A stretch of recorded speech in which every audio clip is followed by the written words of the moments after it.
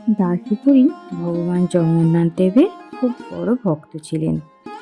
অনেক লীলা কথা আছে দাসবরীর সাথে ভগবান জগন্নাথ দেবের। একদিন দাসবরী ভগবানের জন্য 40 পিস আম বোঝাই করে নিয়ে যাচ্ছিলেন। এবার পুরী মন্দিরে তো খুব ভিড় হয়েছে, ঢুকতেই পারছেন না।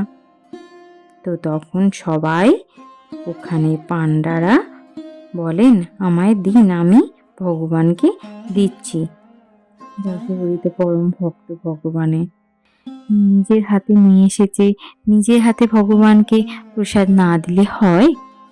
দাসবরী বলে, না, আমি নিজের হাতে ভগবানকে এই ভোগ দেব বলে এত ভিড়ের মধ্যে দিয়েও তিনি যাওয়ার চেষ্টা করলেন, কিন্তু না, ভেতরে যেতে পারলেন না।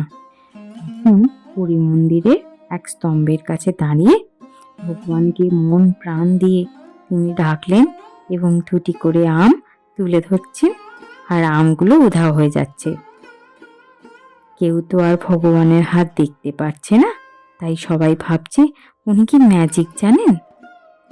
সবাই সেটা দেখছে।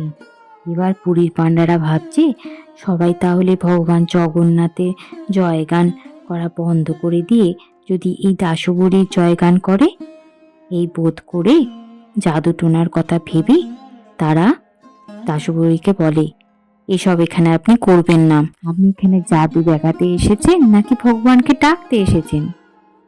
এখানে এসব করবেন না। তখন দাসবরী বলে, আমি জাদু দেখাচ্ছি না, আমি তো ভগবানকে আমার আনা এই আমগুলো দিচ্ছি আর ভগবান নিজেই গ্রহণ করছে। যদি আপনাদের বিশ্বাস না হয় তাহলে আপনি যান, গিয়ে দেখে নিন ভগবানের কাছে। সেই কথা শুনে তাদের তো বিশ্বাস হয়নি। তারা তখন ভগবানের কাছে যায়, গিয়ে দেখে সত্যি সেখানে আমের খোসা আটি ভর্তি পড়ে আছে আর ভগবানের মুখে আম দেখে তখন তারা তাদের ভুল বুঝতে পারে। তখন তারা দাসবরীর ভক্তির সত্তাকে প্রণাম জানায়। তিনি যে ভগবানের পরম ভক্ত তারা বুঝতে পারে। এই ছিল ভগবান আর তার পরম ভক্ত দাসবরীর গল্প।